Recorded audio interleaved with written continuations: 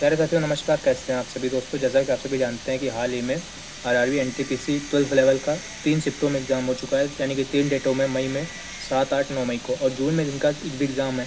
मैं उनसे बस एक ही बात करना चाहूँगा कि भाई पूरा एग्ज़ाम जो है पीवाईक्यू बेस्ड आ रहा है। Math reasoning same PYQ level की आ रही है। जीके जीएस में कुछ क्वेश्चन करंट अफेयर्स के बदल के आ रहे हैं, बाकी हिस्ट्री वगैरह जितना भी जियोग्राफी है जो सब पीवाईक्यू बेस्ड पैटर्न पर ही आ रहा है। तो मैं आप लोग क्या लेकर आ चुका हूँ पीवाईक्यू पैटर्न का जीएस का पहला सेट, जिसमें आप लोग देख सकते हैं यहाँ पर अपने सामने जो है जो लास्ट ईयर एग्ज़ाम हुआ है 7 अगस्त को हुआ था, ये 2025 में। इसके मैं आपको लिए लेकर आ चुका हूँ बहुत शानदार सा इसके मॉक टेस्ट।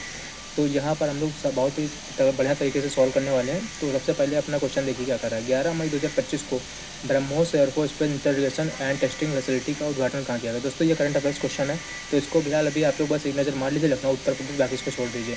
उसके बाद देख सकते हैं आगे भी भारतीय वायुसेना ने 21 अप्रैल से 8 मई 2025 तक संयुक्त राज्य अमेरिका के अल दफ्रा एयर बेस पर निम्नलिखित में से किस बहुराष्ट्रीय वायुध्यास में भाग लिया। इसको भी छोड़िए अभी फिलहाल।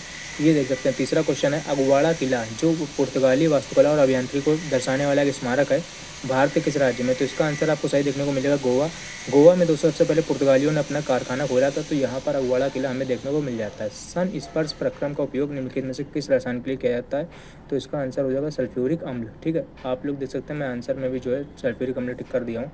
हॉट लैम्प जो है बहुत इंपॉर्टेंट। हॉट लैम्प जो वो है, हॉट लैम्प का अंग्रेजी में अनुवाद किसने किया था। तो दीप बस्ती ने किया था। और इसका अगर मैं आप लोग से बात करूं कि हॉट लैम्प है किसकी, तो इसका आंसर आप लोग मुझे कमेंट करके जरूर बताइएगा। ये 2025 का अंतर्राष्ट्रीय बुकर पुरस्कार जीतने वाली है कन्नड़ कृति बनी थी, कन्नड़ भाषा में लिखी गई थी।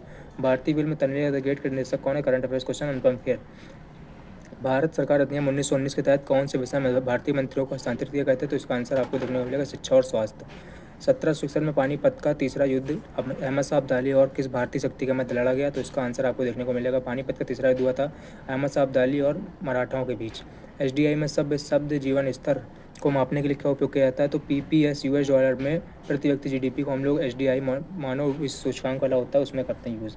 नीति आयोग का एसडीजी इंडिया इंडेक्स 2023 के अनुसार ये किसका सबसे ज़्यादा था। तो ये देख सकते हैं 2023 का करंट अफेयर्स आ गया केरल का। 1913 में रिलीज कौन सी फिल्म पहले हुई थी। तो राजा हरिश्चंद्र हुई थी सबसे पहले। उसके बाद 2 अप्रैल यूनेस्को के क्षेत्रीय सतत विकास पर 2025 क्षेत्रीय फोरम आयोजित किया गया था। तो जिनेवा में आयोजित किया गया था। आगे अगर देखें संवैधानिक कौन से अनुसूचित जाति क्षेत्रों और जनजातियों के प्रशासन संबंधित है। तो 11वीं अनुसूची में आपको मालूम है 11वीं अनुसूची में क्या है। 11वीं अनुसूची में दोस्तों है 11वीं अनुसूची में आपको देखने को मिलता है पंचायत के बारे में, और 12वीं अनुसूची आपको बताती है नगर पालिका के बारे में। छठी अनुसूची आपको बताती है असम, त्रिपुरा, मेघालय, मिजोरम में अनुसूचित जनजाति क्षेत्रों में शामिल हैं, ये बताती है। 9वीं अनुसूची भूमि सुधार और न्यायिक समीक्षा बताती है। 5वीं अनुसूची में आपके अनुसूचित जाति और जनजाति के बारे में प्रावधान दिया गया है।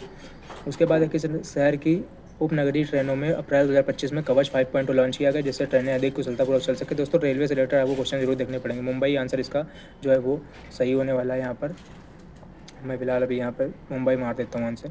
उसके बाद देखिए निम्नलिखित में से कौन सा भारत में स्थापित पहला बायोस्फीयर रिजर्व। आपको मालूम है 1936 में नीलगिरी जो है वो सबसे पहला बायोस्फीयर रिजर्व स्थापित किया गया था। स्वतंत्रता के समय भारतीय अर्थव्यवस्था की सबसे निम्नलिखित में से मुख्य कमी कौन सी थी।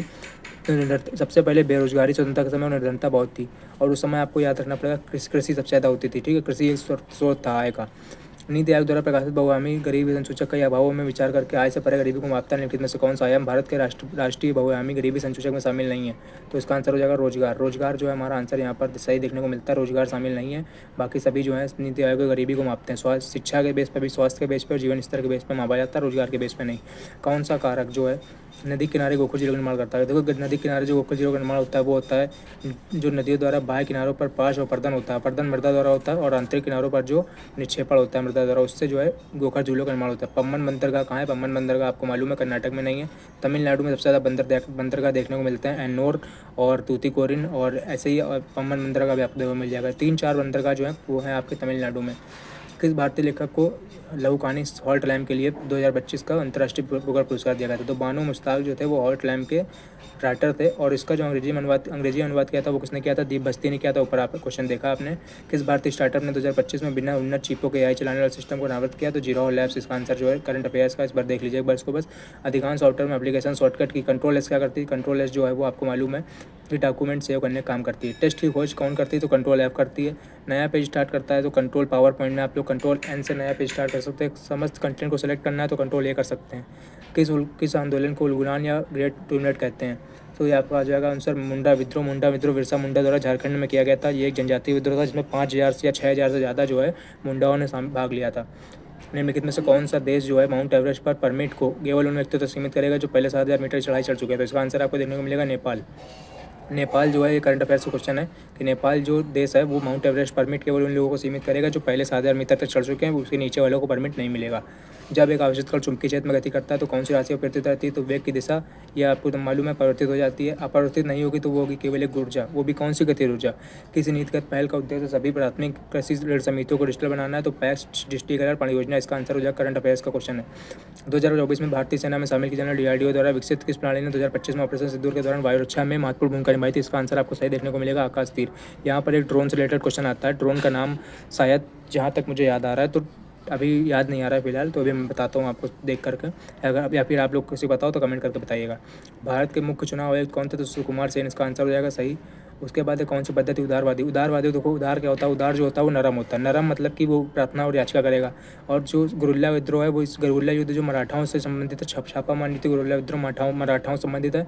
और उसके बाद सांस्कृतिक पुनर्जागरण इसका आंसर होने का। 7वीं अनुसूची, 7वीं अनुसूची में किस सूची में केंद्र सरकार कानून बनाती है? तो आपको मालूम है समवर्ती सूची में दोनों केंद्र राज्य दोनों बनाते हैं। राज्य सूची में केवल राज्य बनाता है, समवर्ती सूची में जो है वो दोनों बनाते हैं। संघ सूची में केवल केंद्र सरकार बनाती है। पृथ्वी के आंतरिक भाग की परतदार संरचना का समर्थन करने वाला साक्ष्य कौन सा? भूकंपी तरंग व्यवहार है।